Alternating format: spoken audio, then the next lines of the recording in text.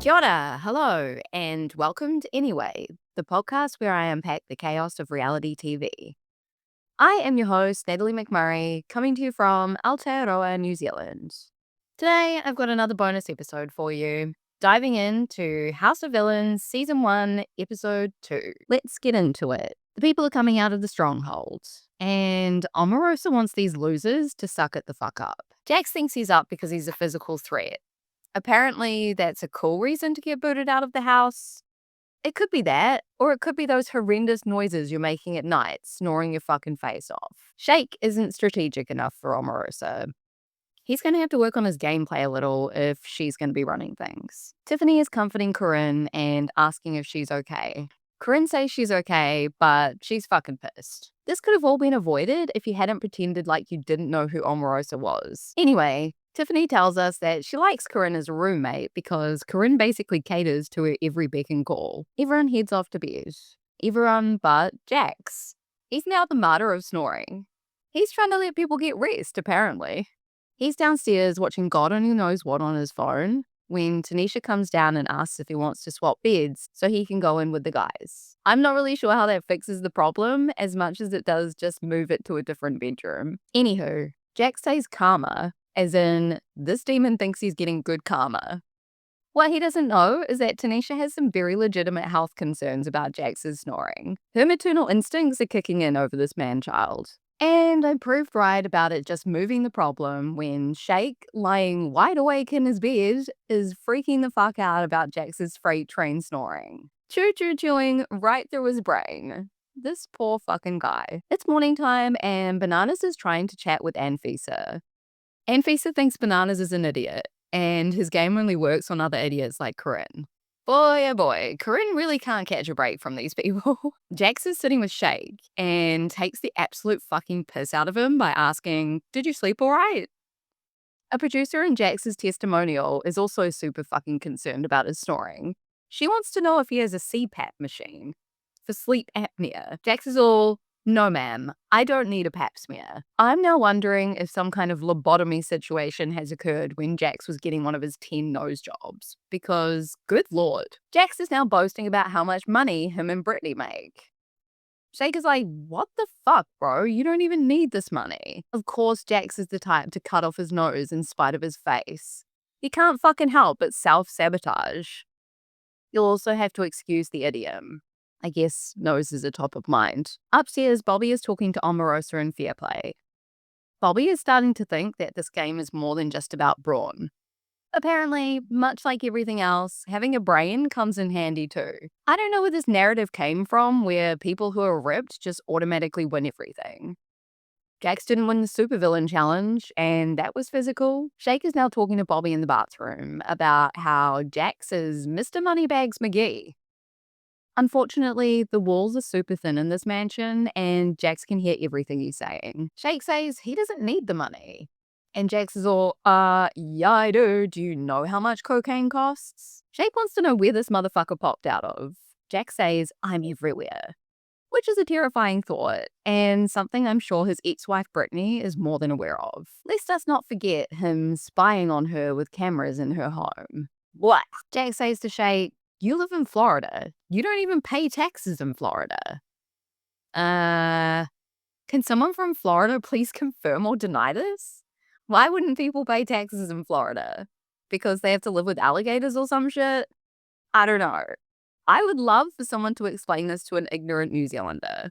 Because let's be honest, it's usually the other way around. No shade. Poppy thinks Shake is not exactly the sharpest tool in the shed. He wants to know how you could talk about someone and not make sure that they're not listening. I couldn't agree more. Some people aren't as well versed in gossiping as you and I, Bobby. Anyway, we may not have the very entertaining stupidity of Tom Sandoval on this season, but we do have Johnny Bananas. He's the guitar guy. Of course he is. He truly has the energy of a man that will pull out a guitar anywhere and start playing it in people's faces, even though nobody asked for it. Put the guitar down, Bananas. We then hear Eva ask the villains to report to the television room where Joel McHale is awaiting them. Joel does a fake out of adding another villain to the mix. Carol Baskin inexplicably appears on the screen. I forgot when this show was filmed. Clearly when Tiger King was still pretty big. Carol will not be joining the mansion. She's just here to show Tanisha her 36 inches of blonde locks. Oh no, she's here to point out that sometimes villains are actually heroes all along. I'm not 100% sure about that. I feel like I'd need to see some statistics on the matter. Also, what kind of villains are we talking? Comic book and unserious ones, or like murderers and rapists? Tanisha is fully here for Carol Baskin. She's a big fan. Back to Joel. He lets them know that this is the first banishment challenge. They drive to an undisclosed second location, which you'd never find me doing. Just saying. They arrive at some kind of parking lot with a fancy pants car and wacky inflatable arm men flapping about. Joel announces to the people for the challenge, all they have to do is drive through a course and the fastest wins. Simple. Actually simple for once. They get a demonstration from a stuntman and also force Bobby to go as well. Bobby is about to shit his damn pants. Corinne, who just got a fucking demonstration, is all, how does this work? Turns out they're not letting these idiots drive the fancy pants Mustang. No way. They're driving a shitty ass golf course. Joel tells us the challenge is called Blind Trust. The drivers will be blindfolded, and they have to choose one of the other villains who's not up on the hit list to help them out with directions. Fastest one to finish wins. Still simple. Jake picks Bananas for co-pilot. Jax picks Fairplay. Corinne picks Bobby. Shake and Bananas start. Bananas is deciding whether he wants to make or break Shake. He decides make. And honestly, he did a good job communicating directions, which surprised me. Corinne and Bobby are next. For some weird reason, Corinne decides to start the course by reversing.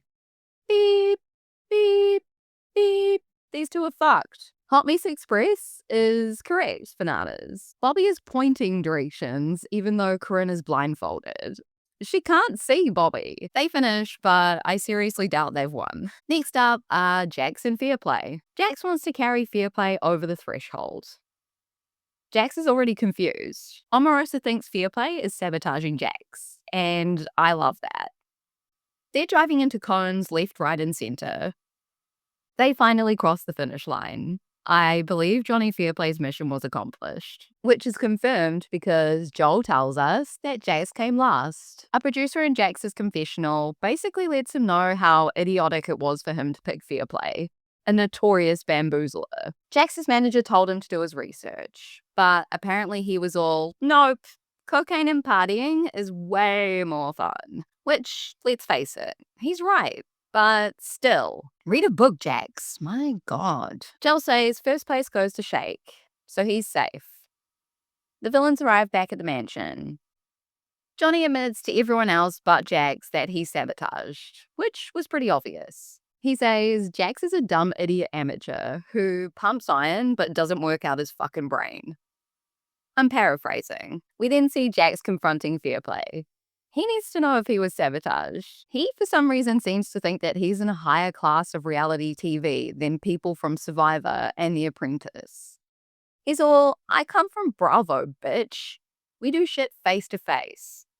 Which is not entirely true.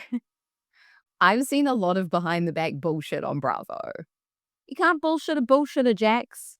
The editors then treat us to a scene from Vanderpump Rules, where Jax is telling Sandoval he's the #1 guy in this group, which is probably the single best thing he ever said on VPR. Not because it's true, but because he was flying so fucking high on cocaine when he said it, he was deluded enough to actually believe it. And also, they are both so serious in this scene. It's hilarious.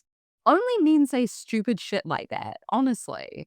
Maybe men and women like Vicky Gunvalson. Fairplay says no, he did not sabotage. I guess Jax also has no idea that Fairplay is a notorious liar. Anyway, beer o'clock. Corinne is upstairs rallying the girls to create a female alliance, aka save her ass. She says Jax is a physical threat, so they should get him out. She calls him a douche, and Tanisha says, such a nice looking douchebag though. Much like Tiffany Pollard knows nothing of this man, I'm 100% sure Tanisha Thomas doesn't either. At least I hope she doesn't. Bananas interrupts and lets them know that dinner's here. The other girls leave, and Corinne wants Bananas to vouch for her, which she says she'll do the same for him in the future. The producers, who have a lot of work cut out for them trying to help these people, basically tell her that she's being a dummy for trusting Bananas. Downstairs, Bobby wants to get the effing F up. He's cracking open the Casamigos. Jax is trying to win over Tanisha, and it appears to be working.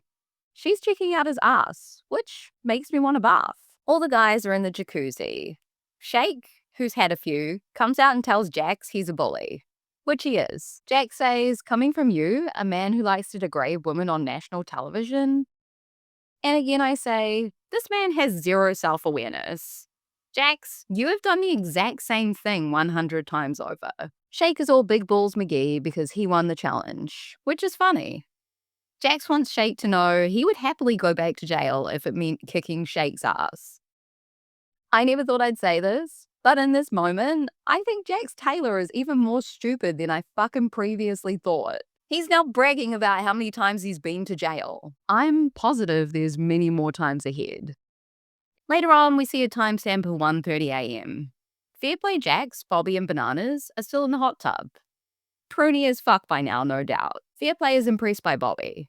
Bobby is drinking an eighth of a fifth of straight tequila, a man after my own heart. Bobby is plotting some shenanigans. They all jump out of the hot tub, and Bananas is gassing Bobby up. Bobby tells us he's an agent of chaos. Clearly he knows how to make good TV. He runs into the house and starts yelling. He wakes Tiffany up, who's sleeping in sunglasses, probably because all the lights are on in the house. And Bobby is now having a fake breakdown for Tiffany and Corinne. They're not buying it. Not to mention he's looking directly into the camera. Bobby won't be winning a Tony Award anytime soon. Sorry, Bobby. Good try, though. The next morning, everyone is hungover. Jax is still crashing the fuck out. And on that note, so is Corinne. Bobby is saging the house. Tiffany thinks that the only thing that needs saging around these parts is Bobby himself. She's not into the fact that he disturbed her beauty sleep. Outside, Anfisa is doing yoga, and Bananas is pretending to work out and perving on her. Gross, Bananas. Corinne is jealous because her only experience in reality TV is to put herself in a position where a man will choose her, which is really fucking sad. Come on, Corinne. Show us something different. Eva tells us that there's 3 hours to go till the banishment ceremony. And Bananas is cooking dinner. The best strategy there is on any reality show. Do the good cooking. No one wants to get rid of someone who feeds them. Smart Bananas. They're all sitting down to dinner, and New York comes in. Johnny yells, just in time for dinner. She says, please do not acknowledge me just because I've walked in the room. That is the ultimate sign of weakness. Pretty much everything Tiffany says makes me laugh. But sometimes her one-liners are so on point, it's like beyond comedic. Bananas is perplexed. Bobby wants to apologize to Tiffany for last night's antics, but she knows it was all Bananas' idea. She's not having a bar of it. Tiffany is pissed and goes back upstairs. Jax says, these girls are crazy. Coming from a man who was just boasting about how many times he's been to fucking jail and is spiraling the fuck out about how his stupid reality TV is giving him massive amounts of anxiety because he's too fucking stupid to know how to play the game. Calling women crazy is such a fucking easy out for dickhead men like Jax Taylor. How about use your brain and come up with something more creative, more accurate, or even just more fucking entertaining? Ugh. Anyway, Corinne wants us to know that she's done nothing but be nice to everyone in this house. Too bad this isn't a miscongeniality contest. This is House of Villains, not House of Best Friends, Corinne. Get a grip. Bing bong. Time for everyone to get ready for the banishment ceremony. Through the bookcase they go. Omarosa assumes her chair. Corinne and Jax assume their positions on stage. Jax tells the people that he regrets how athletic he was. Like, past tense. I mean, this man is ridiculous. He says, I didn't read the room. No pun intended. There's no pun there. He still wants the people to know he's not a physical threat because he hasn't won a challenge to date. He still doesn't realize that he may need to start using that brain of his, whether it works or not. Tiffany tells Jax that he has a black heart and he's a demon possessed. Turns out she does know something about this man. Jax doesn't think he's been called a demon in the 10 years he's been on TV. You have, just not by anyone you know, apparently. Although, I can only assume Katie Maloney has called him a demon once or twice in that time. And probably Ariana Maddox, for that matter. The people vote. Corinne and Jax are strapped into their seats. Jax is demented, honestly. He thinks he's a good Christian father. I'd like him to know that I'm more of a good Christian father than he is. And I'm not a male, nor am I religious. We end the episode with the people voting and giving us their reasons. Oh, and also Jax pretending to cry. L-O fucking L. Anyway, that's it for today. Thanks for listening. See ya. Wouldn't want to be ya.